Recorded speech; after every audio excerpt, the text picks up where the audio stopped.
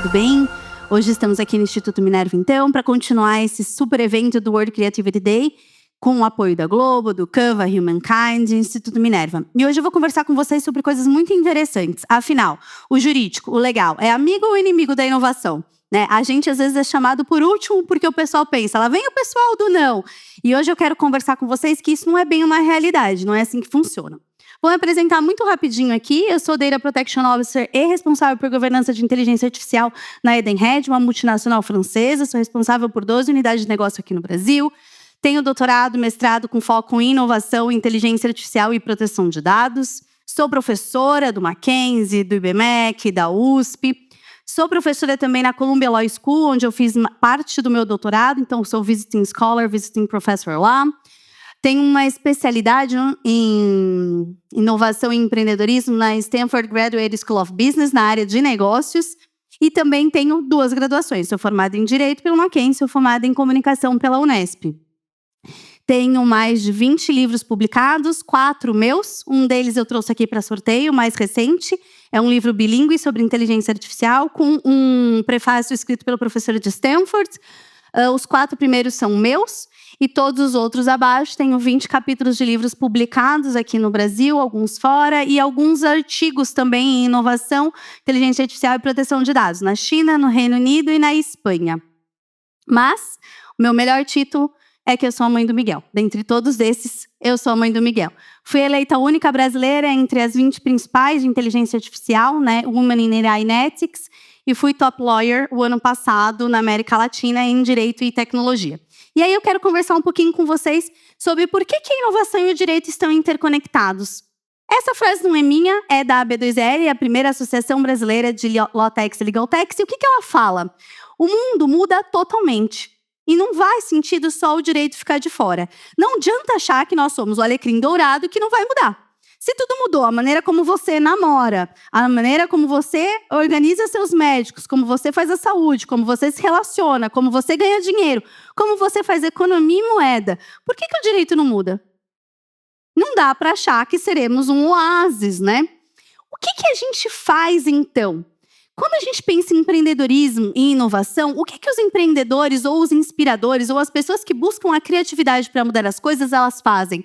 Elas querem mudar recursos de áreas que têm baixa produtividade e eficiência para áreas que buscam mais produtividade e eficiência. O direito tem problemas de produtividade e eficiência? Sim. Para quem já lidou com advogado sabe que sim. Não tem a menor dúvida disso. Portanto, tudo que a gente faz com inovação, no sentido econômico da palavra, é trabalhar uma transformação ou uma transação comercial que envolva algo inventivo, algo transformador e que isso gere riqueza. Eu não quero fazer inovação porque eu acho bonito. Eu não quero fazer inovação porque eu quero mudar as coisas. Eu não quero fazer inovação porque eu não gosto do meu emprego ou porque eu não gosto do meu chefe. Eu quero fazer inovação porque eu quero gerar riqueza.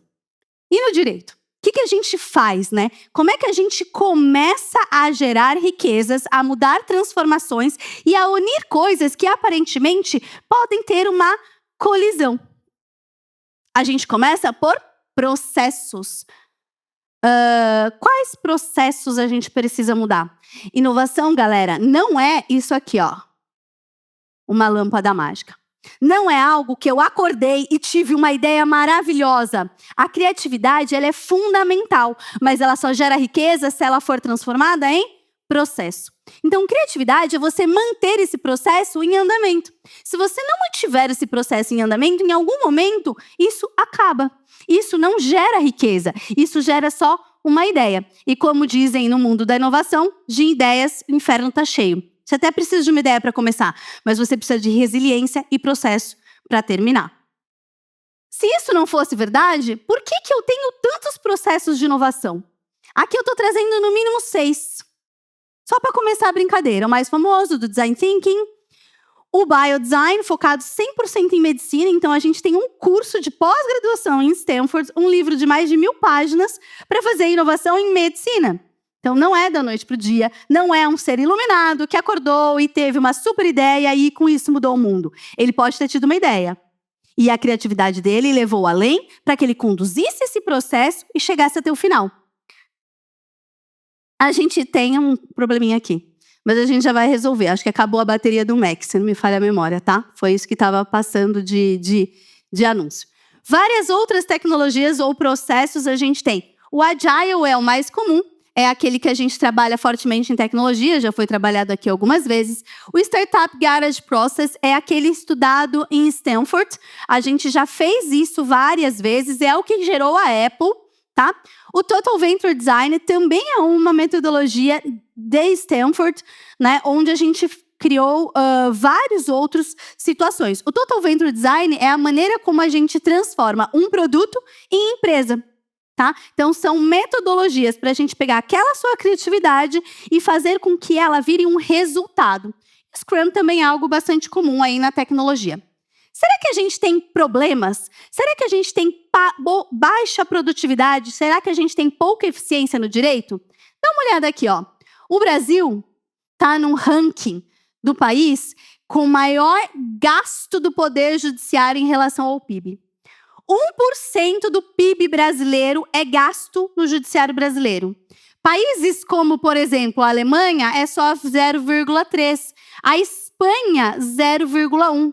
Estados Unidos, 0,1%. Inglaterra, 0,1%. Será que o montante de dinheiro que a gente gasta no nosso poder judiciário nos traz segurança jurídica? Ou será que a gente tem ineficiência e baixa produtividade para a gente poder usar para inovação? Vamos continuar com mais alguns números. Quando a gente pensa a quantidade de juízes por 100 mil habitantes, a Alemanha tem muito mais juízes, mas ela tem menos servidores. O Brasil tem menos juízes e muito mais servidores. Portanto, a gente tem menos capacidade de decisão e aumenta a capacidade de pessoas que mexem no processo. E se a gente capacitasse essas pessoas ou aumentassem o seu grau de produtividade e eficiência, será que a gente precisaria ter o mesmo gasto? Ou a gente poderia reduzir o gasto e aumentar a segurança jurídica? Então, quando eu penso em inovação e direito, é isso que eu quero fazer. Eu quero trazer garantias para uma população ou para um país se desenvolver economicamente e, a partir daí, conseguir desenvolver melhor o seu negócio, inclusive os seus direitos humanos. Quanto tempo leva isso, tá? A média no Brasil é de 4 a 5 anos para se resolver um processo. Por que você entra num processo? Porque você tem um problema, claramente. Se você não tem um problema, você não processa ninguém. Quem não tem problema, não tem processo. Tem um processo porque tem um problema. Alguém tem que ir lá resolver o problema. Para isso que serve, algo não pacificado. Então, a gente tem pessoas com problemas, e sempre vai ter em qualquer sociedade, pessoas que estão precisando de ajuda, e elas estão encontrando pouca eficiência, baixa produtividade. Então, será que tem espaço para inovação ou será que a gente deveria ignorar tudo isso e deixar o direito do jeito que ele está? E é um pouco sobre isso que a gente tem que falar. Além da questão do judiciário, dentro da iniciativa privada das empresas, será que eu tenho como trabalhar isso? E aí eu quero trazer alguns exemplos para você. Cada um desses logos aqui é uma empresa. São startups, ou que a gente chama de Lawtechs e Legaltechs, que tentam trabalhar de forma criativa o direito de um jeito diferente. Todas elas são brasileiras. 100% brasileiras. Se eu te mostrasse, as internacionais são muito maiores. Aqui nesse livro, quando eu fiz, né, que foi o meu resultado do meu doutorado, eu vou sortear para vocês, o último capítulo eu analiso o maior banco de dados, que é o Stanford Codex, o maior banco de dados de Lawtechs e Legaltechs. Tinham mais de 10 mil Lawtechs e Legaltechs validadas por meio de criatividade e inovação no direito. Essas aqui são só as brasileiras. O que elas fazem, gente? De tudo um pouco. Desde redes de profissionais, regulação, tax tech, tentando fazer você mesmo, ensinando você a trabalhar com direito, gestão de escritórios e departamentos jurídicos, monitoramento e extração de dados públicos, conteúdo e educação, legal design, visual law, legal operations, compliance, e-discovery, real tech, analytics e jurimetria e resolução de conflitos online. E essa aqui é a que todo mundo acha que é o que faz, automação. É um pedacinho, ó. Ela nem é a mais forte. A maior quantidade está aqui, ó. Em gestão, que é um dos calcanhares de Aquiles do pessoal de direito, né? Quem faz direito não é ensinado a fazer gestão. Como que a gente une inovação e direito, então, na questão privada? E aí eu vou entrar em questões de inteligência artificial. Nem todas essas empresas usam inteligência artificial. Nem todas. Existem vários outros métodos para se fazer inovação. Então, a gente conversou aqui. Por que se faz inovação? Por que o Brasil precisa de inovação no direito? Quais são os nossos grandes problemas em inovação? E agora eu quero falar com você, que está cuidando de um pedacinho de direito, seja no seu departamento jurídico, seja no seu escritório, seja na sua própria vida, nos seus próprios clientes. Como é que você busca eficiência e diminuição, né, dos seus problemas de produtividade? Com inteligência artificial. A inteligência artificial no direito, como foi falado aqui em outras palestras, ela está baseada em 5 grandes pilares, pelo menos eu acredito. Aumento de eficiência, trabalhar a questão de predição, automação, acesso ou integração. Vamos falar sobre os potenciais e também sobre os problemas. Em termos de eficiência e velocidade, o que eu faço com isso? Eu posso trabalhar bancos jurídicos, eu posso agilizar encontrar jurisprudência, eu posso agilizar achar problemas, eu posso agilizar escrever documentos. Aqui tem algumas delas que já fazem isso e fazem isso no Brasil. Por exemplo, imagine que você precisa ajudar o seu cliente a escrever um contrato.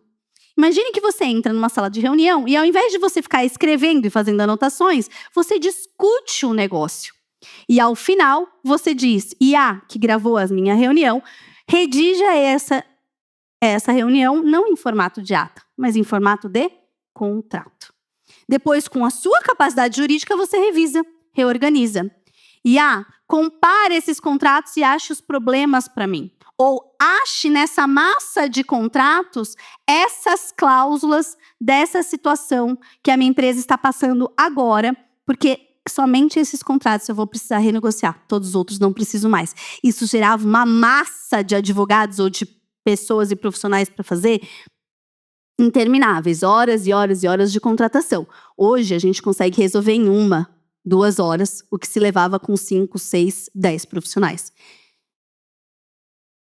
Análise preditiva, né? Agora você pode prever tendências jurisprudenciais. Uma das coisas que a gente faz é o seguinte, eu tenho esse caso, e esse caso caiu com esse juiz, não é a gente que decide, né? Para quem não sabe, não é a gente que decide. Você coloca numa vara e a vara distribui. Eu vou lá e digo o seguinte, qual é a probabilidade deste juiz decidir positivo ou negativo para mim, com base em tudo que ele já decidiu? É público. Eu olho lá as últimas tomadas de decisão e digo para ele, esse juiz é pró a minha tese ou é contra a minha tese? Dependendo da situação, eu posso buscar outro caminho.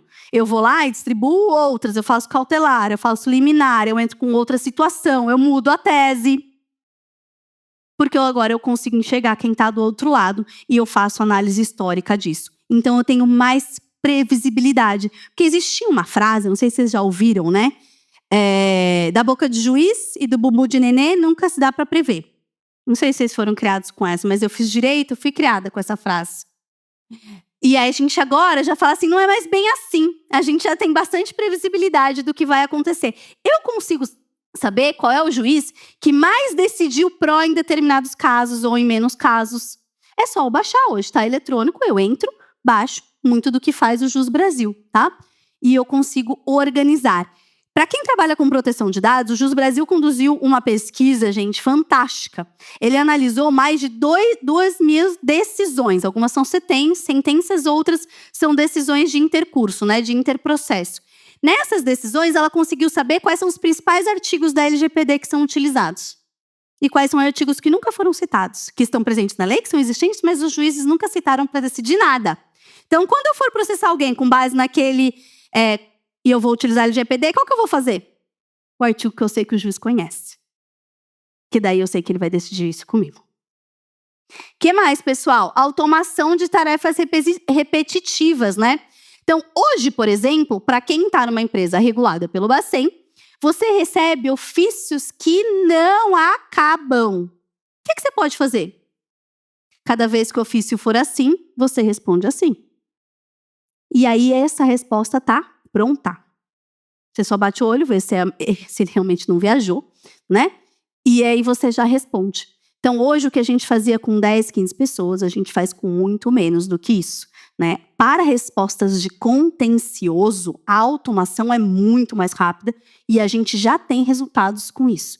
Tanto em LLMs públicos, e aqui já falaram sobre vários deles, né? Colocaram aqui uma fila enorme, eu adorei aquele slide que foi trabalhado na palestra anterior do Juliano. Mas você também pode fazer com outros tipos de LLMs, né, de inteligência artificial pagas, né, enterprise. Outra coisa que seria interessante, a análise de riscos. Considere essa gama de contratos aqui, me diga todos os riscos existentes e me entregue em formato de tabela. Risco financeiro, risco reputacional, risco regulatório, risco de litígio, finalização do contrato. Você organiza cada um desses riscos de forma muito mais rápida e aí você só toma a decisão ou você reorganiza a característica do risco. Você passa de um profissional extremamente operacional, baseado em leitura e resumo, para um profissional capacitado e tomador de decisão, que vai impactar muito mais a economia. O que mais? Democratização de acesso, né? Por muito tempo, o jurídico se valeu do juridiquês, o que para mim é uma grande bobagem. Então, o que era isso? Falar difícil é falar bonito. Falar difícil é te colocar numa posição que você acha e se sente seguro porque o outro lado não entende. Hoje, o bonito é você falar de um jeito que as pessoas te entendem. Simples assim. É você pegar cada uma das palavras do tal, do pé de deferimento, né? Essa é uma piada bonitinha, né? Meu pai é do direito, do ramo do direito, foi procurador por muitos anos. E quando eu aprendi a ler, meu pai trazia para a folha de resumo folhas de processos antigos que não se usam mais e tal, e ele me dava para ficar pintando atrás, desenhando. Eu aprendi a ler e eu passei a ler aquilo. Então, aquilo era a minha diversão, era ler os processos. Então, quando eu era criança, eu brincava com meu pai, em vez de pedir, pai, por favor, pai, pede deferimento. Então, o que significa pede deferimento? Por favor, você concorda comigo ou não concorda? Por favor, você pode me dar aquilo que eu quero ou não, juiz? É só isso. Mas a gente acha bonito falar difícil. Hoje, não precisa mais. Todas essas palavras ou inversão de sentença, né? A gente tem linguagem jurídica na faculdade, que a gente tem a feição tensa e a feição frouxa. A gente é ensinado a escrever em feição tensa, porque diz que é mais bonito. É coisa de advogado. A gente pede para uma IA e fala assim, traduz para mim. A gente tem uma democratização do acesso, uma diminuição dessa linguagem, o que é uma bobagem sem tamanho falar difícil. Falar difícil significa que você não quer que o outro saiba o que você faz. Isso é insegurança. Se eu não quero que o outro saiba o que eu faço, eu finjo que eu sou melhor do que ele. Quando todo mundo falar a mesma língua, precisa dessa insegurança. A gente se vale de uma outra maneira. De um outro tipo de conhecimento ou, melhor ainda, de um resultado. Integração de dados multijurisdicionais, né? Agora eu posso comparar a regulação.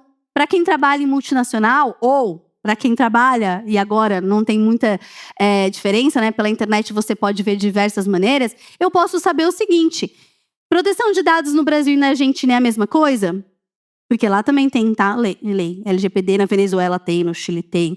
90% dos países que são signatários da ONU, 75% para mais exato, já tem legislação de proteção de dados, mas elas são um pouquinho diferentes entre si. Se vocês pegarem os Estados Unidos, por exemplo, cada estado tem um pouquinho disso, não tem uma federal. Como é que eu comparo? Como é que eu trabalho num mundo em que as pessoas andam por todos os países, em que a minha empresa quer vender produtos em todos os países, mas as regulações são diferentes? Como é que eu faço isso? Eu precisaria de como era antigamente, um profissional em cada país, e eles tinham que se conversar. E aí, a questão do acesso. Só eu sei, então eu não vou te ensinar, porque você vai precisar de mim para eu te dizer o que pode e o que não pode nesse país. Agora, eu posso comparar e eu posso tomar decisão. Você passa a ter um profissional agora que ele não é um profissional para dizer sim ou não, mas é para te dizer o como. E para te dizer o como, ele precisa aprender como você faz, o que você precisa saber. E eu vou te ajudar a executar. Não somos o departamento do não, somos o departamento do como eu vou fazer isso e qual é o risco que eu assumo. Mas nem tudo são flores. Às vezes a IA fica tristinha, porque ela tem limitações e ela não sabe tudo. Como é que é e quais são as principais limitações? Falta de contexto e interpretação jurídica. Às vezes, ela não entende nuances jurídicas ou ironia da mesma maneira que um jurista entende. Falta de contexto faz com que, por exemplo, às vezes você use um apelidinho carinhoso com uma pessoa que pode ser considerado preconceituoso, né? Há muitos anos atrás, quando eu trabalhava, não contei minha trajetória, mas eu comecei trabalhando com inovação, depois eu entrei no direito, né? Há muitos anos atrás, quando eu comecei trabalhando com isso, a gente fazia análise de redes sociais, análise de sentimentos nas redes sociais, em 2010, mais ou menos, 2009. A gente já trabalhava com algoritmos de análise de redes sociais. Qual era a grande dificuldade? Era o tal do not, #not. Quando a gente escreve nas redes sociais, nossa, eu tô super feliz, só que não. A IA não consegue entender esse só que não, como eu, na verdade, estou dizendo que eu estou triste. Então, ela te reduz, ou estou triste, estou brava, ou qualquer outra situação. Eu só não estou feliz, claramente. Então, é essa a situação da ironia. E, às vezes, a gente tem isso no direito também. Não interpretando o que um executivo quis dizer, ou o que um juiz quis dizer, porque falta contexto, falta linguagem. Essa é uma das limitações. O que mais que ela tem? Vieses. A gente tem alguns casos, e eu contei desse caso aqui, para quem quiser, no podcast de aquecimento do World Creativity Day, junto com a Raíssa e com o Paulo Samico, sobre um programa de recrutamento de uma grande empresa que fez um viés de gênero, utilizando inteligência artificial. Eu não vou contar aqui de novo, vou pedir para vocês assistirem o podcast que já subiu. Como é que essa grande empresa achou que ia fazer um super bom negócio com a inteligência artificial, e isso não é confidencial. Ela assumiu que depois ela fez um viés de gênero e passou a ser preconceituosa nos seus processos seletivos e teve que voltar atrás, pedir desculpas publicamente. Então, existe sim a possibilidade do viés que a gente tem que tomar cuidado. Gênero, LGBTQIAPN+, raça e etnia, idade, gerações, até a questão dos países, né? Xenofobia, a gente tem que tomar alguns cuidados aqui. Segurança e privacidade, tá? O uso de IA, ele pode sim expor dados sensíveis e sigilosos. Teve uma vez que eu fiz um teste, e eu gostei muito do Juliano falando dos testes, eu também faço vários testes. Uma vez eu fiz um teste e disse assim, eu quero a tabela de salários de todos os funcionários da empresa tal, incluindo grande liderança como o diretor tal, que eu peguei os nomes deles nos LinkedIns. E ele me deu. E ainda perguntou embaixo, você quer dados também da Receita Federal? Aí eu fiquei um pouco com medo, que vai que descobre que eu peguei isso. Eu falei, não, esses aí pode deixar, não estou precisando. Só de salário já estava bom. Então, o que acontece? São dados, não são dados sensíveis na acepção do termo, mas são dados, sim, sigilosos. Certamente ninguém quer aqui que a IA saia falando para todo mundo quanto que você ganha, o que você fala para a Receita Federal, quanto você paga de aluguel e assim por diante. Então, a gente tem que tomar alguns cuidados, tá? Aqui, gente, a gente tem um caso muito grave, porque é um sistema de inteligência artificial do governo brasileiro, ele sofreu um vazamento de dados e esses dados foram vendidos a criminosos. Isso foi reconhecido, tá? A própria Polícia Federal, ela interviu nesse caso e existe uma força-tarefa nos maiores vazamentos, porque os criminosos conseguiam saber as casas das pessoas, tiveram acesso às câmeras de segurança e aí cruzavam dados, como câmeras de segurança, salário da pessoa, que hora chega em casa, que hora sai de casa, e hoje é considerado um dos maiores incidentes de segurança do mundo, e aconteceu aqui no Brasil, tá? Então, sim, tem essa limitação. Dependência excessiva da tecnologia. A dependência excessiva faz com que, às vezes, a gente acredite em qualquer coisa. O Brasil, gente, países que são mais expostos, o que é isso? A quantidade de pessoas que acreditam em fake news. A Turquia lidera em 49%. 49% das pessoas, toda vez que vê alguma coisa, acha que é verdade porque está na internet. E o Brasil? Não fica muito atrás, 35% das pessoas. Bastou ver na internet e jura que é real. Então, quando colocou aqui, o Juliano disse o seguinte, nossa, daqui um tempo as pessoas não vão saber se os influenciadores são reais ou são fakes, eu acho que eles nem vão querer saber. Porque eles vão acreditar sendo reais ou fakes. A gente acredita em fake news. Nós somos um dos países, top 3 países do mundo que mais acreditam em fake news. E os Estados Unidos não fica muito atrás, gente. Tá? Então, a quantidade de dependência que é o seguinte, isso tá, eu tô vendo aqui um videozinho que diz que aconteceu tal coisa. Eu tô acreditando porque tá na internet. A gente tem essa limitação. O que mais que a gente tem de limitação? Em termos de regulação. Existe um processo de regulamentação específica. Aqui no Brasil, a gente ainda não tem uma lei, a gente tem 2 projetos de lei tramitando, um ali bem na boca do gol.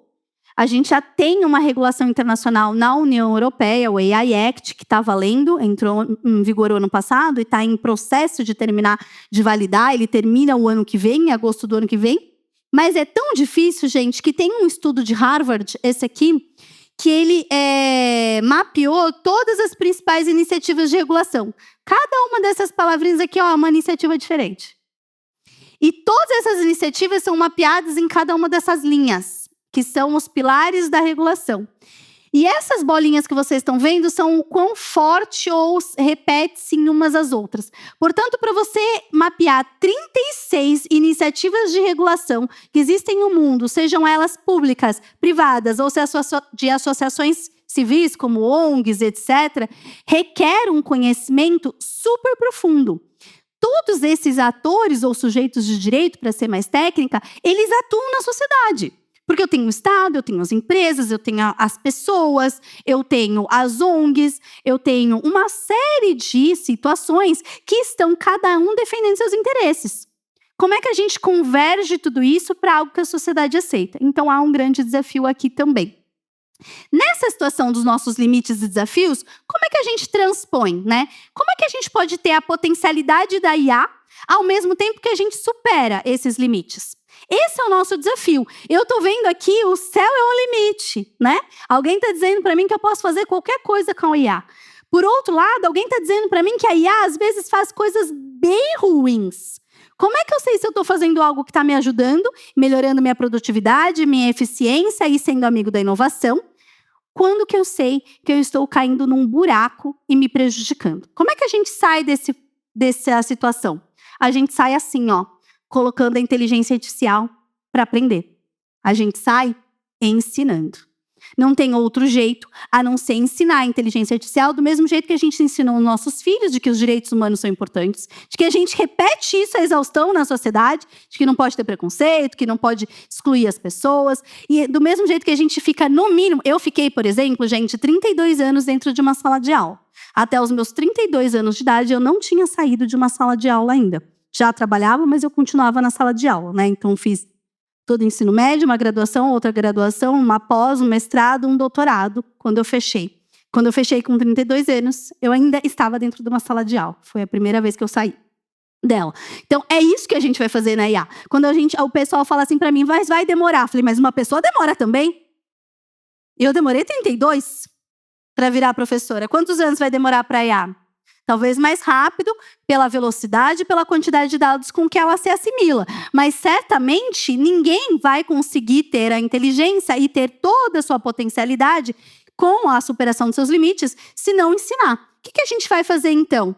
A coleta e a curadoria dos dados. O que eu falo para ela? Porque se eu falar coisa errada, ela aprende coisa errada. É o caso da TAI da Microsoft, que é bem famoso, né? A Microsoft colocou uma inteligência artificial para conversar com os adolescentes. Há muito tempo atrás, gente. Isso já faz 16 anos que eu estudo isso. No Twitter, falecido, o Twitter nem existe mais. Quanto tempo durou a TAI?